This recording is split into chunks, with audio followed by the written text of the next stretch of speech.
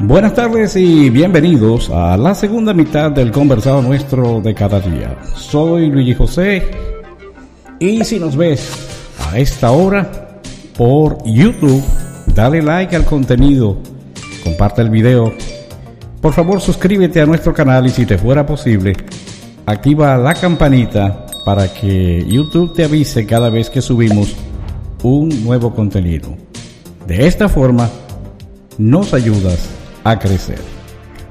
Hoy nos acompaña en este programa el doctor Gustavo Jiménez, abogado y catedrático universitario, experto en Derecho Constitucional, quien nos ayudará a comprender la compleja relación entre delincuencia organizada y su influencia en la política de Latinoamérica. Buenas tardes, Gustavo.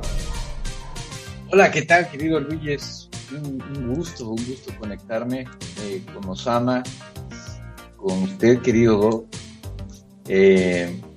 La verdad es que se aprecia mucho en estos tiempos de que aparentemente hay debates abiertos, pues vemos que muchas veces son más bien como manipulados por ciertas tendencias. Y bueno, pues en este espacio pues he notado, he visto, lo sigo, que se da un diálogo abierto, alternativo, y bueno, se agradece mucho eso, que se nos dé la voz a distintas personas para que podamos dar nuestro punto de vista, y eso también es muy plausible. Y bueno, pues también felicito esa labor, que no es fácil, es difícil sostener un programa, es hacer esta transmisión. Yo sé que todas las vicisitudes de llevar a cabo un proyecto como estos son difíciles, pero eso lo hace meritorio. Muchas felicidades. Muchas gracias a usted, doctor, por sus palabras. Vamos a entrar en materia. Muchas gracias de todo corazón. De verdad agradecemos que nos esté acompañando. En términos generales, ¿cómo describiría la influencia de la delincuencia organizada en la política latinoamericana actual? Bueno, la delincuencia organizada, pues sí, efectivamente es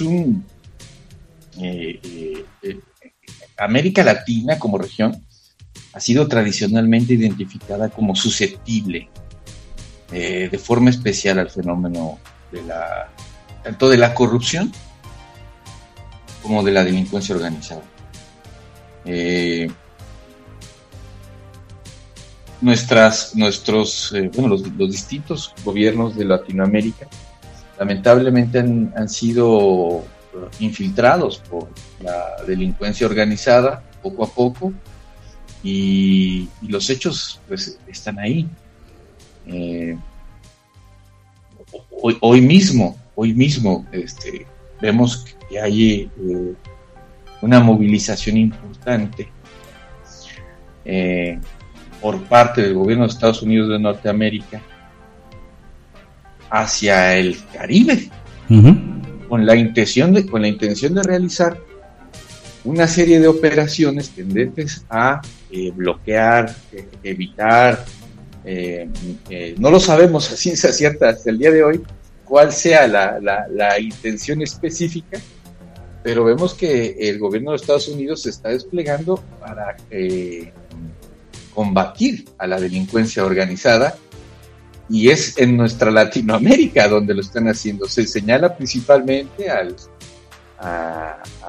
presidente Maduro como parte de una gran red de delincuencia organizada, y eso es lo que sabemos hasta ahora. 700 millones le han sido incautados a Maduro, doctor. 700 millones en distintos bienes, lo que son aeronaves, algunas casas preciosas aquí en República Dominicana, en fin, sí es un fenómeno que es visible. No podemos hacernos la vista gorda de que no existe. Ahí está, no se diga en México, ¿no? Con con este auge de la delincuencia organizada ya desde hace varios años, pues también se ha ido infiltrando un poco en las estructuras del poder. Ajá. Sí, las organizaciones delincuenciales tienen la característica, o la delincuencia organizada tiene la característica de querer dominar, de querer controlar, pues obviamente controlar ¿qué? Pues las estructuras de gobierno, de encontrar favores en los actores políticos para llevar a cabo sus fines. Utilizan para eso diversos medios. Sabíamos, por ejemplo, que antes usaban mucho esta cuestión de la extorsión, ¿verdad? O plata o plomo.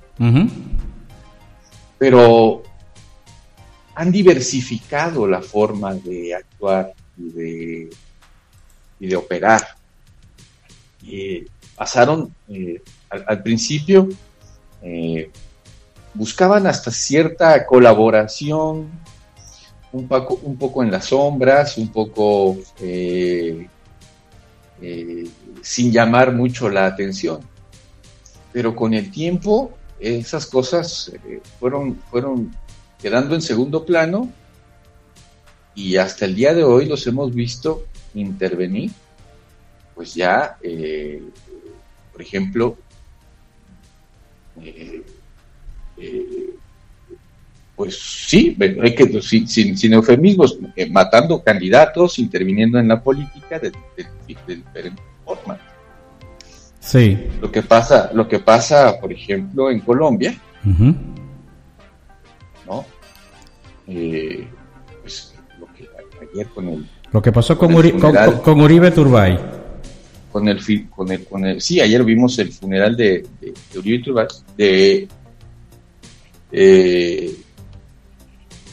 lo vimos, y es desgarrador el testimonio de su padre.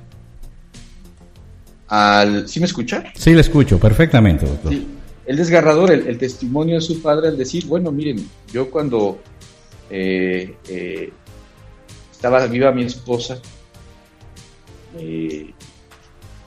más bien, perdón, cuando murió su esposa, cuando falleció su esposa, y acompañaba el féretro de ella, él iba cargando a su hijo con un brazo y apoyando el otro para conducir el féretro de su esposa. Wow. Había sido ella ultimada en Colombia justamente por oponerse o por encabezar una causa en contra de la delincuencia organizada. Así es, así fue. Tantos años después es ahora su hijo quien es ultimado. No podemos asegurar que haya sido la delincuencia organizada. Hasta lo que hoy sabemos es que fue aparentemente fue un menor de edad quien activó el arma, quien disparó contra él, y eso es todo lo que sabemos. Doctor, es difícil creer que es un asesino solitario. Eso le iba a decir, doctor. El simple hecho de que las balas que usó para ultimar al candidato, que eran balas modificadas, eso no está al alcance de cualquiera.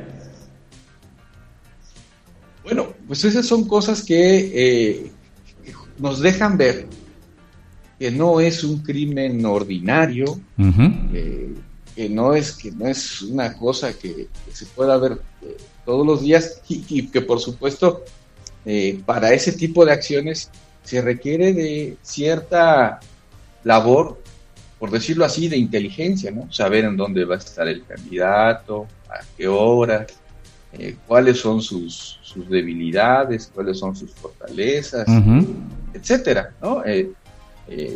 No llega una persona con un arma a ultimarlo sin tener información para poder llevar a cabo sus fines, ¿no? Entonces, Eso nos habla ya de que hay un crimen, pues más allá del ordinario. Uh-huh. Y hay ahí la intervención de varias personas, y cuando varias personas, por ejemplo, en el caso mexicano, cuando 3 o más personas se reúnen para llevar a cabo un fin, y ciertos delitos, pues se le llama delincuencia organizada. Por ejemplo, estos delitos contra la salud, estos crímenes, pues para ultimar a alguien, a eso ya se le llama delincuencia organizada, ¿no? Aunque aparentemente sea una sola persona la que haya hecho la que haya ultimado al candidato. Doctor, ¿qué factores estructurales permiten que grupos criminales consoliden poder político sin ser formalmente parte del gobierno? Bueno, por ejemplo, la delincuencia organizada puede operar primero en territorios, los hemos visto operar en territorios lejanos, por ejemplo en México. Comenzaron en municipios que no eran muy observados, uh-huh. Tanto, digamos, lejanos de la urbanización, principalmente rurales, y donde desarrollan sus actividades. Poco a poco fueron extendiéndose y permearon las estructuras municipales, o sea, han ido de lo pequeño, de lo particular a lo general, sí. Por decirlo de una forma así metodológica. Entonces, de esa forma se han ido infiltrando, han dado pasos a lo largo del tiempo, por decirlo así, pequeños, uh-huh. pero sólidos. Es decir, no se han apoderado de las estructuras del gobierno del todo, pero sí han logrado cooptar ciertos líderes, ciertos funcionarios, ciertos personajes importantes, y se han podido infiltrar. No es, digamos, una invasión total, sino que llevan a cabo una operación minuciosa, uh-huh. Principalmente colocando o interviniendo con la gente que está en aquellos lugares, en aquellas posiciones que puede facilitar su operación. Es el caso, por ejemplo, de las policías, ¿no? De la seguridad ciudadana, ajá. que pues es el primer contacto con la ciudadanía. Las guardias civiles, las guardias nacionales, las policías nacionales, como se le llame, de acuerdo al país, o simplemente la policía ciudadana. Por lo que usted me está diciendo, ajá. Doctor, entonces la corrupción ha permeado el Estado. Lo está haciendo. Por lo que usted me está diciendo, yo colijo eso. Y ejemplos hay muchos. En México hay ya varios funcionarios que han sido juzgados por pertenecer a la delincuencia organizada. Tenemos, por ejemplo, el caso más reciente, más concreto, más palpable que tenemos a la vista, verificable, es el caso del exsecretario de Seguridad Pública, García Luna, uh-huh. que ha llevado a cabo un proceso en los Estados Unidos de Norteamérica, justamente por sus vínculos con la delincuencia organizada y, pues obviamente, en perjuicio no solamente de la ciudadanía de México, sino de los Estados Unidos de Norteamérica.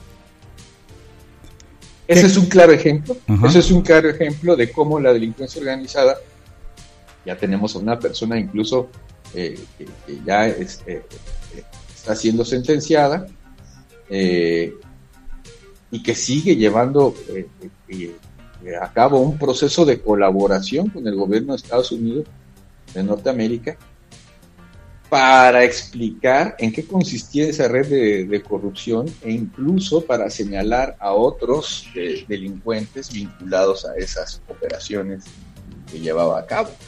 Ajá. ¿No? Entonces ese es un claro ejemplo de cómo las estructuras de gobierno, en este caso imagínense, el secretario de Seguridad Pública, en quien confiábamos nuestra seguridad, pues resulta ser una persona sentenciada por crímenes de delincuencia organizada. Bueno, complicado, doctor. Sí, muy complicado. Y bueno, pues si eso, imagínese usted, si eso se logra a nivel, digamos, del gobierno nacional, Sí. ¿qué se puede esperar en algunos otros municipios? Usted me dirá, bueno, ¿y cuáles son esos ejemplos? Es que yo no le puedo decir cuáles son ahora mismo, ¿verdad? No lo tenemos, digamos, a la vista. Pero van surgiendo casos, se van descubriendo situaciones de corrupción, se van procesando a funcionarios, gente vinculada con la delincuencia organizada y han ido a la cárcel. Gustavo. Sí. ¿Existe un patrón común en los países más afectados o cada estado tiene sus dinámicas propias? No. Cada estado tiene su dinámica particular. Sí hemos visto cómo hay conductas delincuenciales que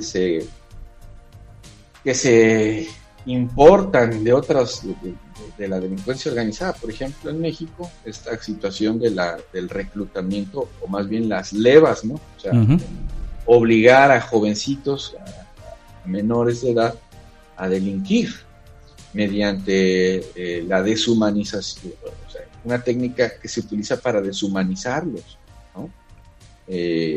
Se les obliga a matar, se les obliga a hacer daño, por supuesto, manipulándolos y llevándolos al extremo. Y esas conductas, por ejemplo, pues no son propias de los cárteles mexicanos, sabemos que vienen de otros lugares. Esas conductas, digamos, sí, digamos que se exportan o se importan según sea el caso. Ajá. Digamos, los métodos para extorsionar, la forma sabemos que, por ejemplo, el trasiego de drogas no es posible si no está articulado por distintas personas de varios países, ¿verdad? Es muy normal que ciertas personas tengan el control de un territorio, pues que es propio, que es en el que viven, qué sé yo, y entonces hay que, esa delincuencia organizada tiene que pactar con esos otros personajes de esos territorios, sí. Y es entonces donde se puede ver cómo de ser estructuras locales, nacionales, pasan a ser de forma lógica parte de una red internacional, ¿sí? Pues que obviamente vincula a varios países. ¿Cómo evalúas la efectividad de las estrategias de mano dura, por ejemplo, las que están implicando o aplicando El Salvador y tu propio país? Yo siento que es una especie de salida rápida. Siento que es una salida rápida, siento que es una salida, por supuesto que a todo mundo gusta. Si tú sales a la calle y nadie te está haciendo nada, y nadie te asalta, no sientes el peligro de ser lesionado, de ser secuestrado, de sufrir alguna herida, qué sé yo. Uh-huh. Por supuesto que eso todo mundo lo ve bien. No creo que haya una persona que esté en contra de eso. ¿De qué manera? El problema de esa situación es que cuando llegamos a esa mano dura, pues sí, en un principio pues, se le aplica a los delincuentes, a los infractores de la ley, pero luego, ya una vez instalada, ya una vez instaurada y normalizada, pues puede ser usada contra cualquier ciudadano de manera indiscriminada. Si incluso estás en contra de mis intereses políticos, económicos, qué sé yo, pues fácilmente puedo aplicar la mano dura y nadie va a cuestionarlo, porque bueno, pues a final de cuentas se están dando resultados, se tiene lo que se quiere y bueno, pues ya que se lleven a tal o cual, pues me da lo mismo porque yo vivo bien, ¿no? Y entonces eso también es peligroso. Tienes razón lo que dice, doctor, puesto que si así fuera y si vamos a aplicar mano dura en todo caso, en cualquier momento, si llegamos a admitir la pena de muerte como parte de nuestro sistema judicial, matarán mucha gente por cualquier quítame esta paja. Sí, hablar de pena de muerte ya es un caso todavía más controvertido, porque efectivamente, si aún teniendo un sistema de justicia prístino, muy recto, muy confiable, etcétera, la pena de muerte, pues, ¿de qué forma puede resarcirnos el daño que se le hace a la sociedad? Probablemente pues, la ley del talión, pues, en siglos pasados, pues era la respuesta con la que se podía generar condiciones de, pues no sé, de estabilidad o qué sé yo, justicia. Pero ahora tenemos otros instrumentos. Entonces, ¿para qué hemos entonces desarrollado todas estas estructuras de derecho, argumentaciones? Hemos incluso hablado de la readaptación social como una oportunidad de que esas personas puedan digamos entender, comprender el alcance de sus obras, del daño que han hecho y poder reinsertarse a la sociedad. Sabemos que es muy complicado porque las cárceles son universidades de delincuencia, ¿no? Esto, doctor, son universidades, disculpe que le interrumpa, universidades de delincuencia. Si se les permite a los internos en algún momento pues salir, pero en el caso por ejemplo de El Salvador, los que están en las prisiones que construyó Bukele, el que está ahí es como si estuviese muerto, puesto que desde que ingresa ahí tiene una etiqueta en la frente que dice no saldrá jamás. Eso equivale a una pena de muerte. Totalmente de acuerdo.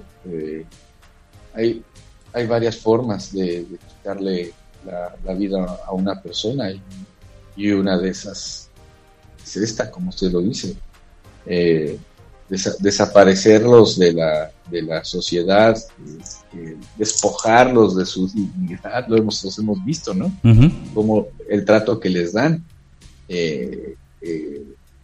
despojarlos de su humanidad, de su propia integridad, de su propio ser, pues sí, equivale a dejarlos sin vida. No, totalmente de acuerdo. Entonces, son contrastes. Te digo, puede ser el criminal más dañino del mundo, uh-huh, pero y habrá quien diga, oye, pues es que eso es bastante justo y quien lo sienta bien, que diga, oye, qué bueno, como mucha gente le pasa, ¿no?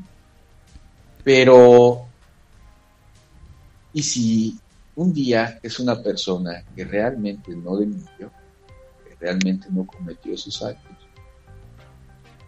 Bueno, bastante es ahí donde... Y además hay algo que me preocupa mucho.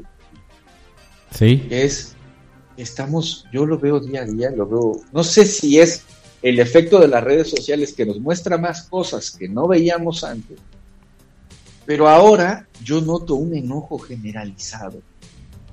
La gente se molesta por todo, se insulta por todo, se golpea a la menor provocación. Lo hemos visto en muchos casos de aeropuertos, de situaciones con la policía en la calle, de gente en el transporte público, en su auto, los vecinos, etcétera. Siento que hay una especie de violencia generalizada. ¿No será ¿no será que la gente está harta ya? Sí. Harta con J. Sí. Sí, yo creo que sí. Estamos llegando al límite de muchas cosas, porque justamente, a ver, le hemos creído a partidos, a políticos que cada cierto tiempo vienen y nos prometen algo, ¿no? Dicen, mira, esto va a cambiar, ahora sí yo voy a ser el que lo va a controlar, vas a ver que yo tengo la respuesta, conmigo las cosas van a ser diferentes, y siempre nos llevamos una decepción, ¿no? Estamos bajo esa constante decepción, y creo que eso puede ser, sí, el resultado de ese hartazgo, y que la gente pues sienta la necesidad de hacer su propia justicia, pero esa justicia pues no suele ser medida, ¿no? Sino Doctor, puede ser violenta, descontrolada. ¿Usted no cree que ese nivel de hartazgo puede llevarnos a una buquelización de América Latina? Bueno, lo que pasa es que el producto se vende bien. Sí. Se vende bien. Yo veo las redes sociales. Usted le pregunta a a la gente, oiga, mira cómo están haciendo las cosas allá, Bukele, el presidente Bukele, cómo está haciendo, y la gente lo acepta. Sí. Dice, es que sí, es que está bien. Wow. Es que está bien. Es un producto, ya le digo, que se vende bien. Entre el ciudadano que todos los días, ya le digo, que se sube al transporte público, que lo atracan en la calle, que sufre un fraude, que le quitan su casa, que le quitan su auto, qué sé yo, ¿no? Esa gente no va a estar pensando en la teoría del delito, ¿verdad? Uh-huh. No va a estar pensando en que si la readaptación social es buena o mala, ¿no? O sea, yo quiero que se acabe el problema. Yo lo sufro diario, yo y mi familia. Entonces, ¿qué me vienes a hablar de estas teorías, de esta doctrina jurídica, si eso no me está aportando nada, si no me está ayudando en nada? Entonces, cuando viene un discurso de estos, en el que te dice, oye, yo voy a acabar con todo, pero voy a ser violento, y voy a pasar por encima de todos los derechos humanos, pues la gente dice, no me importa, está bien, ¿no? O sea, está bien. Es un discurso fácil de vender. Uh-huh. Pero no porque sea fácil, no porque sea aceptado por la población en general, pues nosotros vamos a admitir que esté bien ejecutarlo. Hay que señalar los peligros, los riesgos que lleva a adoptar un sistema como este. Qué bueno, por ejemplo, que sean siempre presidentes o personas que tengan la buena voluntad de hacer el bien, ¿verdad? Sí. Pero por ejemplo, aparentemente el presidente Bukele pues se ve que es una persona íntegra, que tiene una buena voluntad. Bueno, ya lo vimos que acaban de reformar su constitución para que se reelija las veces que quiera. Uh-huh. Eso es peligroso, doctor. Eso es peligroso. Pero bueno, vamos a suponer que lo reelige la gente y quiere reelegirlo todo el tiempo hasta 20, 30 años. Dictadura con apoyo popular sería. Sí. Y cuando ya no esté él y venga otra persona con otros intereses, ¿cómo podemos ir de reversa con eso? Bueno, es muy difícil. No hay forma. Es muy difícil, ¿no? A partir de lo que está usted diciendo, si tuviera que diseñar un plan integral contra la influencia criminal en la política, ¿qué 3 acciones inmediatas usted priorizaría? Mire, hemos apostado al sistema de partidos. Confiamos en los partidos políticos. Y si confiamos en los partidos políticos, ellos también tienen que hacer su trabajo. Uh-huh. ¿Cuál es su trabajo? Primero, restringir el acceso de personas que puedan estar delinquiendo, que puedan estar ligadas a la delincuencia organizada, o que simplemente sean personas que estén vinculadas a cualquier tipo de crimen. Sí. Que sean delincuentes. No vemos a los partidos políticos estableciendo reglas claras al interior de sus estructuras, de sus estatutos, de su declaración de principios. No vemos a los partidos políticos diciendo, miren, para evitar la infiltración de la delincuencia organizada, vamos a reformar el estatuto para que diga esto. No sé, bajo la estructura de lo que así determina el partido. Y no le hablo de los partidos solamente en un país, le estoy hablando de partidos en toda la región. Sí. ¿Sí? Sí, porque de eso que estamos hablando, de Latinoamérica en sentido general y de delincuencia. Sí. Entonces los partidos, obviamente, pues no ponen mucho de su parte para mitigar ese acceso de la delincuencia organizada. Y es algo que tendrían que hacer. Y no solamente al interior de sus estructuras, de su organización, sino también en la legislación, ¿no? En las legislaciones que regulan los partidos políticos, llámese ley electoral, ley de partidos, ley de régimen electoral, ley de asociaciones políticas, como usted quiera que se llamen, de acuerdo al país que se trate. Hay que establecer esos mecanismos que ayuden a mitigar el acceso de la delincuencia organizada. Pues obviamente generando condiciones de inegibilidad. A ver, pues yo no te puedo seleccionar como candidato, por ejemplo, si has sido sentenciado por delincuencia organizada o por ciertos delitos. Contra eso hay, pues, por supuesto, argumentos que dicen, oye, pero no, es que si la persona ya cumplió su condena, ajá, ya cumplió una sentencia, sí, ¿por qué sigues criminalizándola? Si doctor, pero si vamos a eso, entonces nos olvidamos del refrán que dice que perro huevero come huevo aunque le quemen el hocico. Exacto, porque, a ver, eso era bajo un esquema ordinario, uh-huh, pero las circunstancias ya nos están rebasando.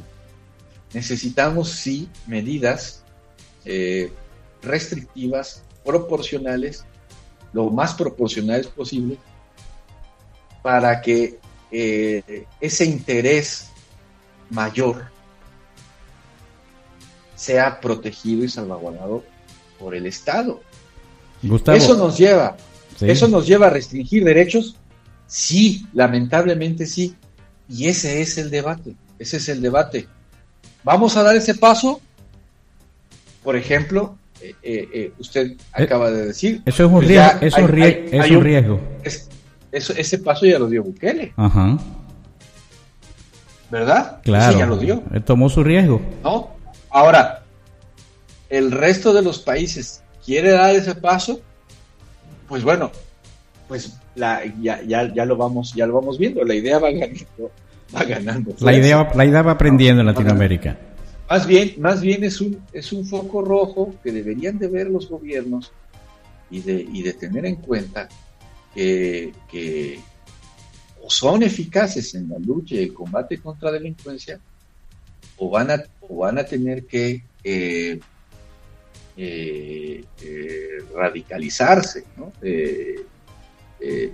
Van a tener que llevar a cabo acciones radicales. No estoy diciendo que todo el mundo tenga que ser como Bukele, sí, pero si no hacen nada, pueden venir después acciones desesperadas o extremas como esta. Doctor, tenemos por qué llegar hasta ahí. Tenemos el tiempo encima. En 15 segundos, sí. ¿Cómo cree usted que la sociedad civil puede empoderarse para resistir la presión que el crimen organizado pudiera estar ejerciendo sobre nosotros? Mire, yo creo mucho en la familia. Creo que si estamos cerca de nuestra gente y estamos informados, estamos conectados, hacemos conciencia, hablamos de valores, ayudamos mucho, y por supuesto creer en la justicia es bien importante. Hay que denunciar, hay que asistir a las autoridades y hacer nuestra parte. Gustavo, gracias por compartir con nosotros tu experiencia y análisis sobre la delincuencia organizada y por supuesto el impacto en la política latinoamericana. Tus reflexiones, hermano mío, nos brindan claridad y profundidad y ha sido realmente un verdadero placer tenerte. 15 segundos para despedirte de nuestra audiencia. Un abrazo y muchas gracias por el espacio. Me gustó mucho esta charla así amena, ¿no? Que podemos compartir con nuestros amigos y esperamos que también nos retroalimenten con sus comentarios. Vamos a rogar a Dios y a pedirte a ti que nos acompañes en una próxima ocasión para continuar este diálogo. Decirle a nuestros oyentes que hicimos Con mucho gusto, podemos seguir hablando de estas cosas, ¿no? Y ir viendo qué va pasando, ¿eh? Hicimos un cuestionario de 25 preguntas y apenas abordamos unas 7 de ellas, o sea que se nos quedó mucho material aquí en la mesa y podemos continuarlo en una próxima ocasión. Gustavo, muchas gracias, Dios te bendiga, Dios bendiga a tu familia y gracias por tu disposición.